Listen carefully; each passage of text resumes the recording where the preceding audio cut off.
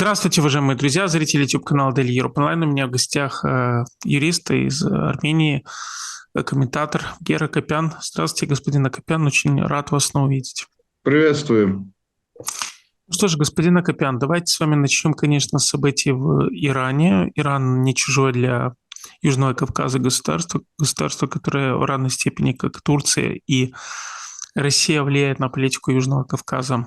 МИД Армении осудил то, что называется нападением Израиля на Иран, либо то, что в Израиле называется спецоперацией по денуклеаризации Ирана. Ваше мнение, впечатление от происходящего и самое главное, вот как это в широком контексте воспринимается в Армении, то, что происходит в Иране? Спасибо за приглашение. Да, война последних дней, вне сомнения, находится в центре внимания в Армении у всех. Не секрет, что Иран обеспечивал нам дорогу жизни с южной стороны Армении. С севера у нас дорогой жизни обеспечивается Грузия. С востока и запада у нас Азербайджан и Турция, с которыми у нас, мягко говоря, проблемы. В этой связи мы очень обеспокоены этими развитиями, которые сейчас происходят в Иране. И Армения очень и очень надеется, что кризис в той или иной мере разрешится. К сожалению, мы все видим, что кризис нарастает, стороны как бы не находят общего языка. И, к сожалению, для Ирана это может привести к тому, что страна будет разделена, может быть, на части, может быть, там вспыхнет гражданская война. Это трагедия, это человеческие жизни, война и т.д. и т.п. Но в любом случае это плохо отразится на Армению. И у нас есть также нюанс в виде того, что не секрет, что Армения сама обеспечивает северо-западную часть границы Ирана в лице окна в Грузии или в Черное море, в Россию и т.д. и т.п. И если вдруг, не дай бог, в связи с этим Азербайджан решит свои военно-стратегические задачи выполнить и нанести удар по южным регионам Республики Армения, Сюник, то тогда и Иран лишится своего окна в мир с северо-западной стороны, так как кольца Турции и Ирана, кольцо Турции и Азербайджана вокруг Ирана окончательно сожмется. Мы все этим очень обеспокоены. Понятно, что от официального Еревана в общем и в целом мало чего зависит. Мы высказали свою точку зрения, но, как и все в мире, и особенно в регионе, так настороженно смотрим по сторонам и пытаемся понять, что происходит. Если официальный Ереван хоть что-то сказал, но, например, такие страны, как Иран, Ирак, Сирия или та же Саудовская Аравия, по сути своей, или ничего не сказали, или ограничились таким декларативными заявлениями. Не секрет, что стороны наносят удары друг по другу, например, по территориям Сирии и Ирака, но эти два страны вообще пытаются удержать молчание. В общем, такая настороженная ситуация, Михаил. Господин Акопян, если говорить о позиции Ирана по Зангезуру или вот по Сюникской дороге, если говорить, исходя из топонимики Армении, если говорить о Сюникской дороге, то Аятолла Хамини неоднократно говорил о том, что Зангезурского коридора либо Сюникского коридора не будет. И азербайджанские эксперты часто это приводят как доказательство несамостоятельности и отсутствия субъектности Армении, поскольку духовный лидер соседнего государства за Армению отвечает, что будет и что не будет. Вот насколько вы согласны с азербайджанскими экспертами как раз в оценке отношений между Ираном и Арменией? Я не разделяю эту точку зрения азербайджанских экспертов, и здесь налицо прежде всего стремление унизить Армению. Проблема суверенитета страны возникает в том случае, когда некая страна пытается решить свои проблемы или свои задачи на территории другой страны, не обращая внимания на мнение этой страны. В данном случае же мнение Армении и Ирана совпадает в общем, и нет никаких различий. По сути своей, Иран обеспечивает и соглашается с мнением Армении, официального Еревана, мнение которого, в свою очередь, основано на известном заявлении от 10 ноября 2020 года, по которому война на территории Нагорного Карабаха или Республики Арцах была прекращена. Это заявление имеет много пунктов. Основные пункты и суть заявления сводились к тому, что армяне должны были под защитой российских миротворцев безопасно жить на территории Карабаха. Этого сейчас нет. Карабах, к сожалению, лишился армянского населения в конце сентября 2023 года. Но даже в этих условиях официальный Ереван, по сути своей, говорит четко и ясно: идите, проходите по нашей территории, соблюдая законы Республики Армении и по всем принятым международным правилам и нормам. Нет, Азербайджан настаивает на том, что он должен беспрепятственно по коридорной логике, как они говорят, перейти по территории Армении. Армения тогда говорит, что это не исходит из сути и духа заявления 10 ноября 2020 года, так как армян вообще нет на территории Нагорного Карабаха, один. И во втором, как неоднократно говорил наш премьер-министр, нет ничего коридорного в этом заявлении. Там говорится, что Армения должна беспрепятственно проводить людей, грузов из территории основной части Азербайджана в Нахичеванскую автономную область и туда и обратно. Над всем этим должен вести слежку, следить Российская Федерация. Все. Мы, по сути своей, согласны с этим, но Азербайджан хочет уйти от проверки. А это уже означает, что Армения теряет свою территорию, свой контроль над этим куском территории, а это, в свою очередь, означает, что Иран тоже лишается своего суверенного возможности перейти из южной части Республики Армения в ее северную часть, Грузии и так далее. Вот такая у нас проблема.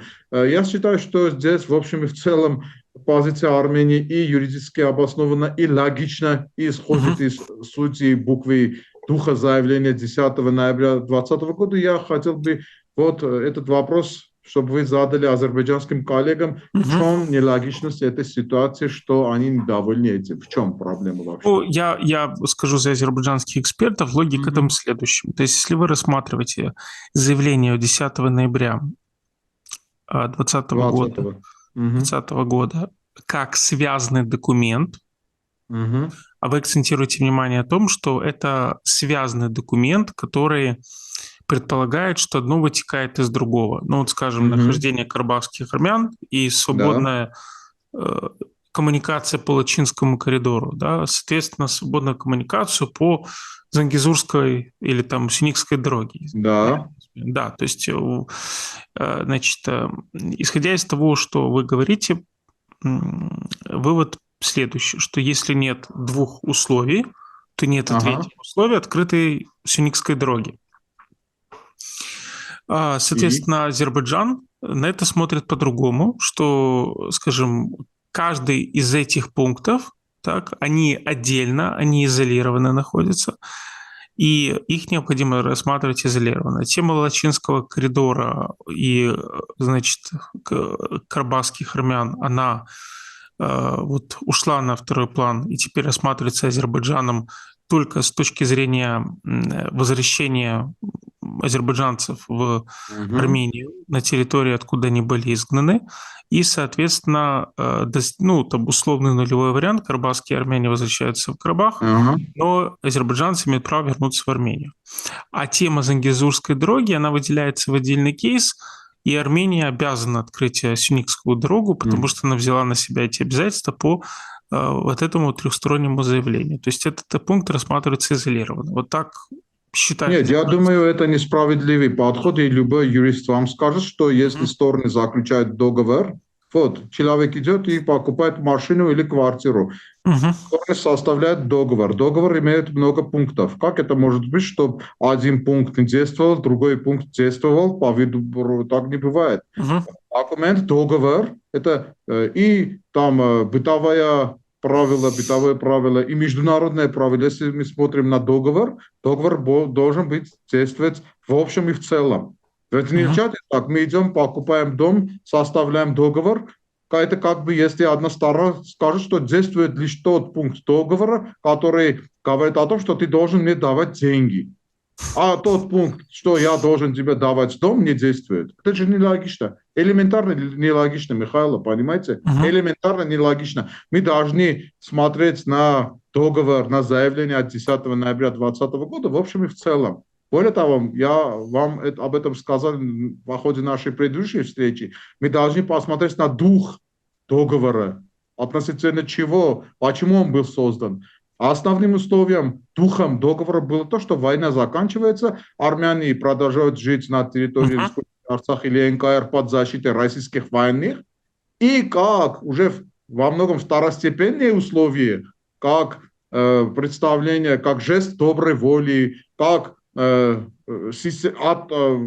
слова о том, что стороны как бы завершают эпоху вражды и т.д. и т.п., Мгм. уже есть пункт, что вот стороны разблокируют и Мгм. т.д.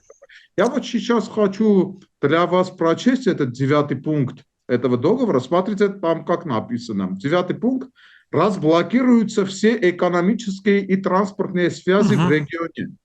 Армения гарантирует безопасность транспортного сообщения между западными районами Азербайджана и Нахичеванской автономной республикой с целью организации беспрепятственного движения граждан транспортных средств и грузов в обоих направлениях.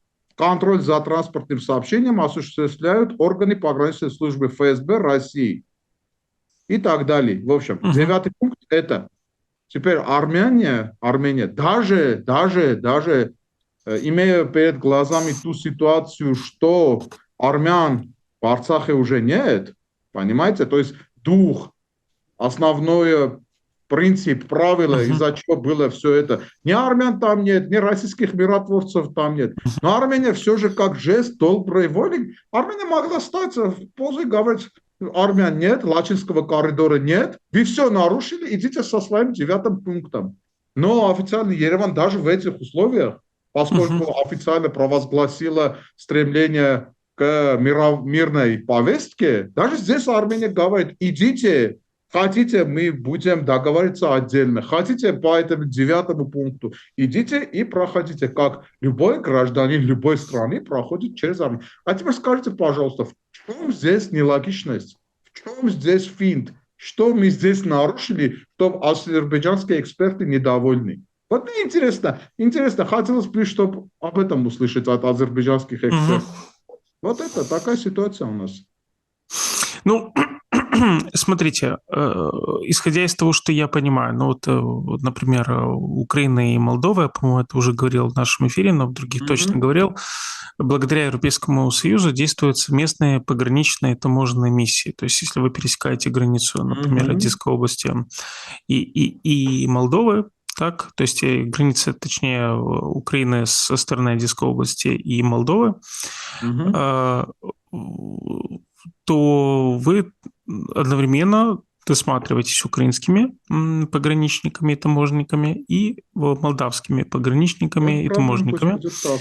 То есть совместно это действительно убыстряет процесс, потому что Ну, совместно нет проблем. обрабатываются Нам даже паспорта, это не грузы и так далее. предлагают. Да, Михаил, но предлагают нам но это. Азербайджан считает, что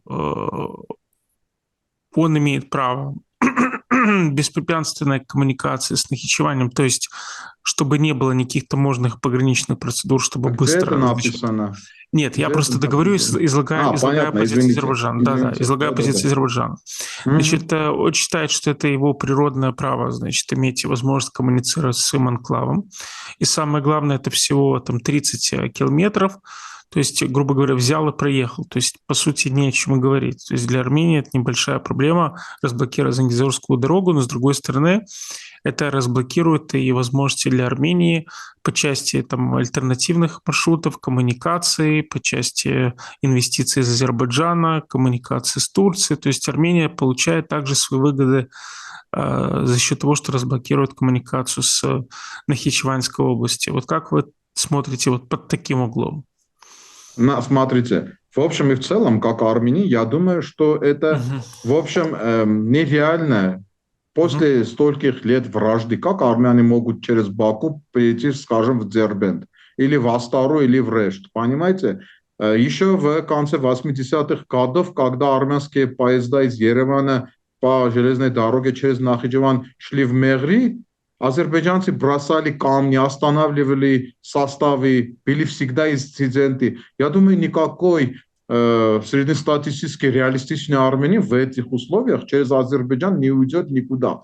Мы свои грузы в конце 80-х, когда отправляли через Азербайджан или получали из Азербайджана, вагоны были разграблены, ничего не было реально. Это нереально с этой стороны. Кроме того, Армения не имеет стольких грузов или стольких вещей, и, наконец, Азербайджан в любой случае может все это блокировать. Но даже в этих условиях, я повторяюсь, наверное, люди вне Армении не знают эту ситуацию. Наш премьер-министр четко говорит, мы готовы, да, давайте вы открываете, мы открываем, вы нас проверяете, мы вас проверяем. Хотите, давайте общую проверку. Даже наш министр иностранных дел такую схему предложил, что у вас груз будет заштрихован и запечатлен, потом мы через компьютерные системы будем проверять их, чтобы они не были открыты на территории Армении. А потом в Нахичеване вы их откроете. Понимаете, мы все предлагаем. Но они нет, они как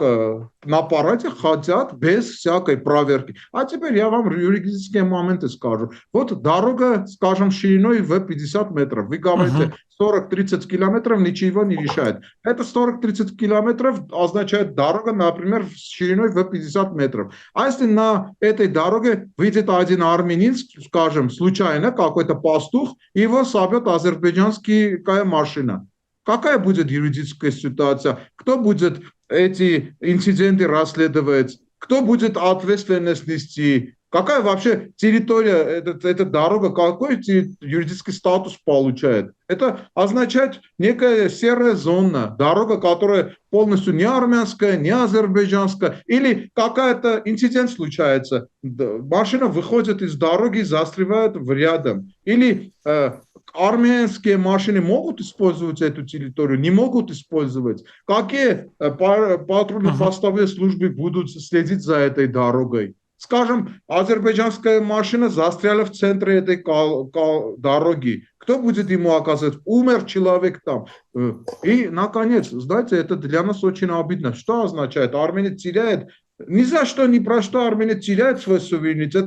Если так, то справедливо будет, что мы решим с Азербайджаном некую дорогу, скажем, через Казах в сторону Дербенда, и пусть вся эта дорога тоже будет некой серой зоной для армян. А ведь Азербайджан не согласен. Если такое скажешь Алиеву, Алиев скажет, нет, ну что вы, это же наша территория, наша дорога. А почему Армения должна соглашаться, чтобы хоть кусок его территории в виде дороги длиной в 40 километров и шириной в 50 метров это есть... из его суверенного... Почему на основании чего мы должны свой суверенитет ограничить так?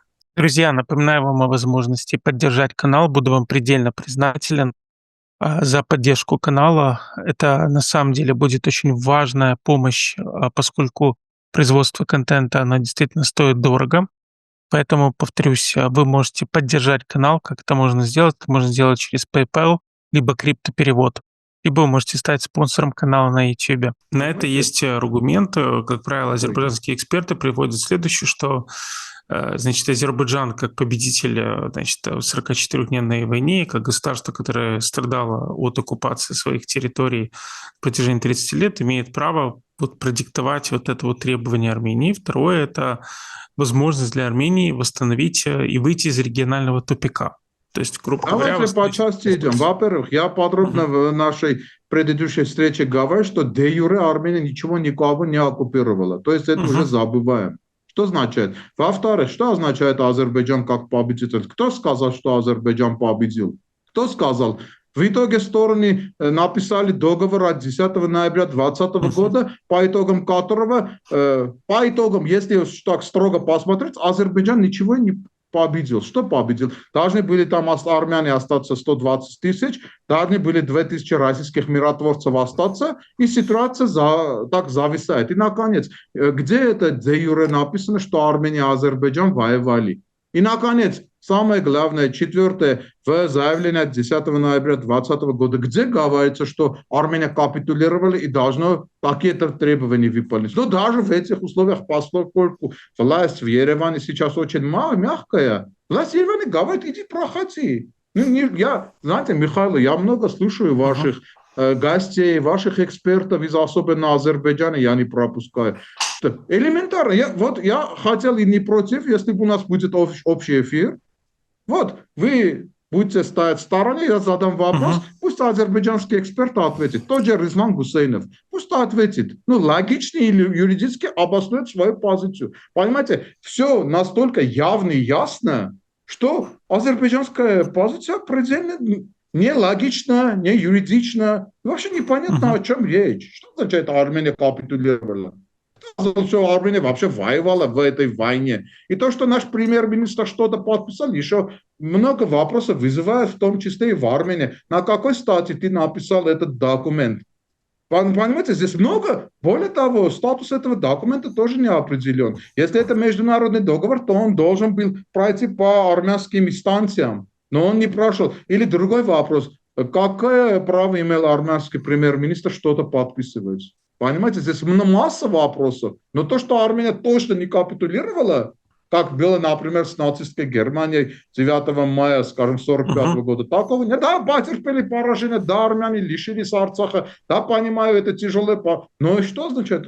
Нет, это нелогично. Я готов эту позицию проверить, прочность этой позиции с любым азербайджанским экспертом. Ну пусть, я просто знаю, что они ничего нового не скажут, Мгм. потому что я Хорошо. много месяцев уже слушаю вашу Вот программу. смотрите, Понимаете? вот когда говорят по поводу, вот мне всегда режет слух, когда говорят по поводу выходцев, вот то есть выходцев из Западного Азербайджана, я понимаю, что Мгм. это как бы территориальная претензия вот в адрес Армении, Мгм. которая как бы всегда, ну, то есть Азербайджан ее подает как ответ на использование настойчивого термина «Арцах» применительно к Карабаху, потому что под Арцахом понимается определенная политико-правовая форма такой квазигосударственности на этой территории, которая является территорией Азербайджана, и Азербайджан очень резко на это реагирует. Вопрос, почему упорно очень многие в Армении продолжают использовать термин «Арцах», понимая, что он не способствует достижению мирного договоренности и рассматривается Азербайджаном в штыки. Смотрите, Михаил, Мгм. во-первых, слово «Арцах» исторически более обоснованно применительно к этой территории. Существовало такое Мгм. государство, Великая Армения, Великий Айк. Это слово «великое» не должно вводить людей в Мгм. заблуждение. Азербайджанские эксперты часто манипулируют этим словом. В армянском применяется слово «мец», «мец», что в Мгм. буквальном переводе переводится не как «великая», а как «большая». Здесь есть разница в Это как нюансах. миацум, правильно? Это от этого слова миацум. Нет, миацум это другое, это соединение, это другое, я вам это скажу. Мгм. Мгм. Смотрите, существовало некое армянское царство. Русские «мец хайк» на армянском «мец хайк», что Мгм. русские перевели как «Великая Армения». Но более правильный перевод – «Большая Армения». И здесь не имеется некая Великая Германия, Великая Мгм. Италия, то есть это не империя. Просто существовала Большая Армения, которая на западе заканчивалась рекой Ефрат, а на востоке заканчивалась рекой Кур, на юге заканчивалась сирийскими и иракскими пустынями. На Мгм. севере и существовало другое царство, маленькая Армения. Понимаете? Вот этот большой айк, просто мы привыкли говорить Великая Армения. Нет, правильно, большой айк, большая Армения. Вот. Частью этой большой Армении была провинция Арцах. Эта большая Армения имела 15 провинций. 15 провинций, понимаете? Это административное деление этого царства, которое пало в 428 году. Существовало со времен Ахаменидов, пало в 428 году. Вот. И Арцах, это слово, этот провинция, нам много информации дают наши источники, и самое важное из них, видный географ VII века Анания Ширакаци, который, говоря об исторической Армении, и раз за разом говорит, вот эта провинция Васпуракан, Арарат и т.д. и т.п. также говорит Арцах. Вот мы Арцах поэтому любим. Но что означает термин Карабах? Вот азербайджанцы любят говорить, Карабах это по-тюркски, вот вы, контекст вашего вопроса тоже в том Мгм. был. Карабах это по-тюркски, а Арцах это... Нет, даже слово Карабах 50 на 50. Кара – это, да, черный означает по-тюркски черный, но бах, слово бах, на армянском буквально означает сад. Понимаете? Еще когда тюрок здесь не было, мы применяли это слово бах. То есть это персидское или персидско-армянское слово, которое перешло к туркам. Это, Понимаете? по-моему, даже книга Деваля так и называется. Да, да, черный сад. Вот буквально Карабах означает черный сад. Более того, первый термин Карабах мы встречаем в одной грузинской летописи относительно конца 13 века. И Армении, знаете, я, в общем, не против термина Карабах. Просто когда здесь ставится такая вот Карабах, это если ты за азербайджанцев, Арцах, нет, это не так. Карабах 50 на 50. Кара – это по-тюркски, Бах – это по-армянски. Вот тюрки говорят, нет, у нас тоже Бах означает сад. Да, у нас тоже Бах означает сад. Но у нас тоже Бах означает сад, у персов тоже Бах означает сад, понимаете? Та же проблема с Зангезуром. Людям кажется, что если говорят сюник, это по-армянски, если говорят по-зангезур, это по-азербайджански. Нет, сюник – очередная провинция Великого Айка, то есть как Арцах, рядом сюник. Но Зангезур тоже встречается в наших источниках и означает ущелье. Зангезур, то есть ущелье, зор, Зангезор. Ну, не хочу углубляться. В итоге, это когда говорят Карабах, если ты говоришь Карабах, все, ты уже за тюрок, это не так. Просто лично мне более приятен термин Арцах. И в своих книгах я тоже применил термин Арцах как более исторический, более стопроцентно армянский. Но я тоже не избегаю слов. Даже в Конституции Республики Арцах эти слова Арцах и Карабах применяются как синонимы. Там написано «это Республика Арцах», в кавычках «Карабах». Понимаете? Гарабах. Ну, а в армянском слово «г». Гарабах. У тюрков тоже «г». Просто русские на «к» говорят. Это только забываем. Гарабах более правильно. Вот такой вопрос у нас. А историческая принадлежность этих территорий – это давно уже решенный вопрос. И, наверное, лишь пакистские эксперты ставят это под сомнение, но это тоже могу с любым бакинским экспертом поговорить, если нужно. Вот такая Господин ситуация. Акопян, завершением задам вопрос по поводу противостояния Пашиняна и католикоса. Я не имею отношения к армянской апостольской церкви, но я все-таки считаю, что не может руководитель страны, скажем, так резко,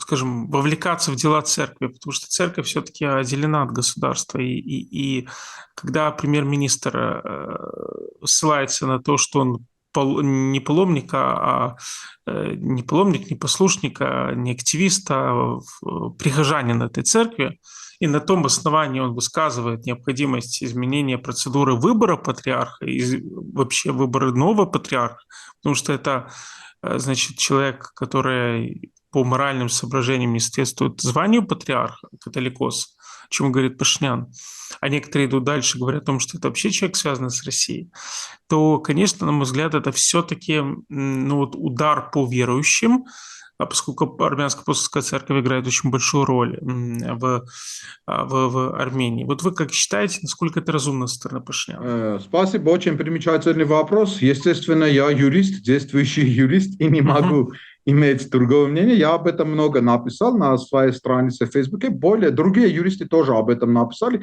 Я скажу вам поразительный факт. Обычно считается, что среди юристов есть некий разброс мнений, верно? Но вы не найдете в Армении сейчас любого юриста, который не скажет то, что скажу сейчас я и сказал, а то, по сути, что сказали вы. Понимаете, это такой ясный, простой юридический момент, что государство не может вмешаться в церковные дела. Смотрите, у нас даже в Конституции есть 17 статья. Четко говорится, в Республике Армения гарантируется свобода деятельности религиозных организаций. Второй пункт. Религиозные организации отделены от государства. Это 17 статья нашей Конституции действующей. Статья 18. Все посвящено армянской апостольской церкви как религиозной организации. Говорится, что Республика Армения признает исключительную миссию армянской апостольской святой церкви как национальной церкви в духовной жизни армянского народа, в развитии ее национальной культуры, в сохранении национальной идентичности.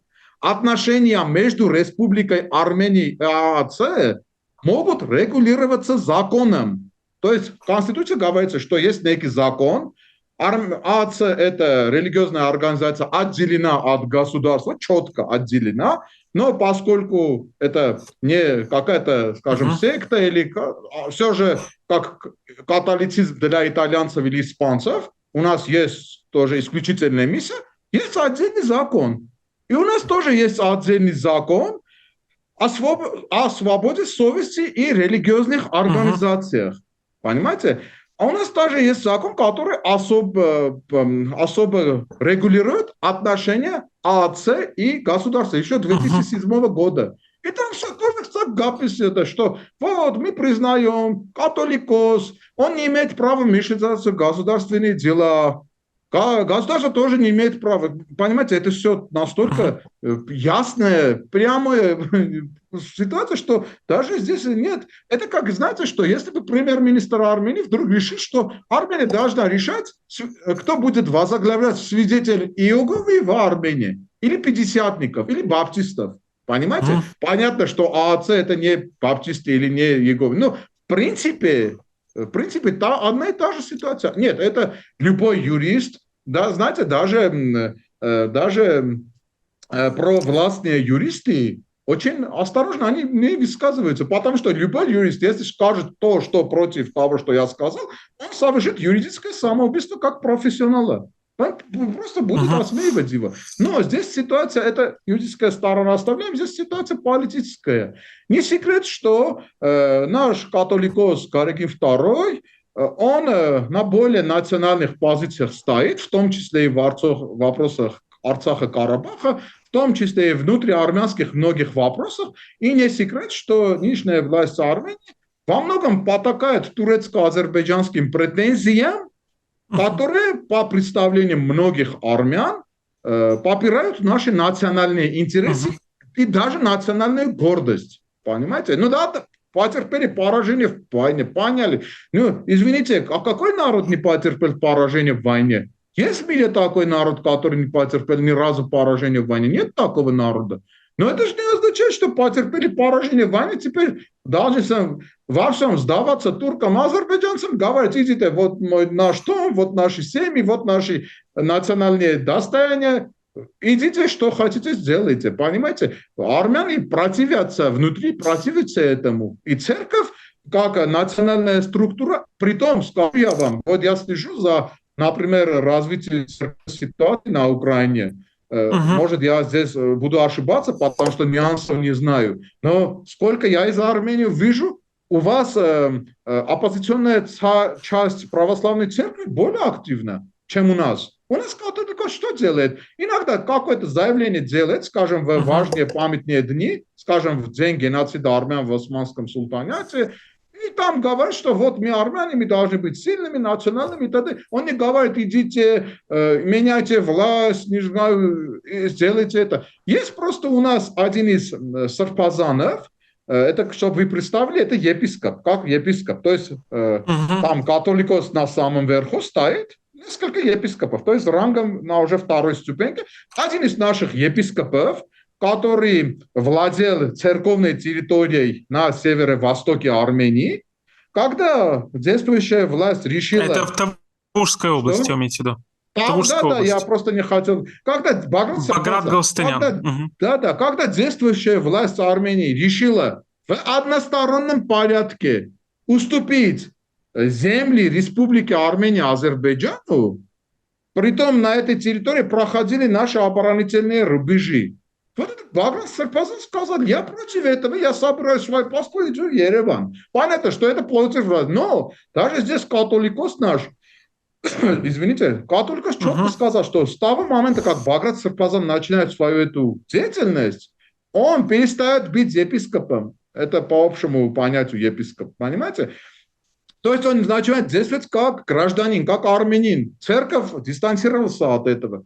И в этих условиях напасть на церковь, понимаете, со всеми нюансами. Армяне очень набожные люди в этом плане. Лично мне, как армянина, очень это оскорбляет эти нападки на церковь. Что означает? Спасибо. Понимаете, мы под властью этой церкви пережили власть персов, арабов, турок, монгол, не знаю, туркменов, не знаю кого, не знаю чего. Наши католикосы, да, у нас было 132 католикосов, действующий католикос 132.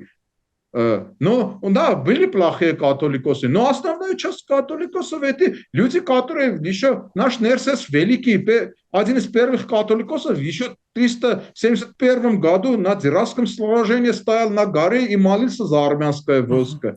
Наш католикос в 451 году на Аварайском сражении был на этой территории, молился за армянское войско. Наш католикос Саак III в 1985 году шел договариваться с арабами, когда первое восстание против арабов подходило к концу, и армяне имели надобность в дипломатических связях с арабами. Наши католикосы целые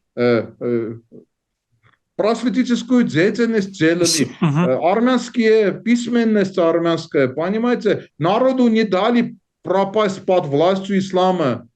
Понимаете, наши католикосы делали все, чтобы армянин остался армянином. Даже в смутные годы, когда уже армянских церковных, когда уже армянских князей вообще не осталось в 16 веке, 17 веке, наши католикосы тайно входили в связи с европейскими государствами и предлагали им планы освобождения Армении, понимаете? Вот, а теперь представьте, в этой ситуации азербайджанцы или азербайджанская медиа говорят реваншисты, или, как некоторые эксперты говорят, террорист в рясе, имея в виду нашего католикоса. Как может нашего католикоса так оскорбить?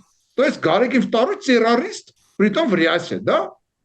То есть Никол Пашинян это все нормально, наш католикос террорист. Нет, это неприемлемо, это наше национальное достояние, и любой нормальный армянин не даст в обиду армянской церкви.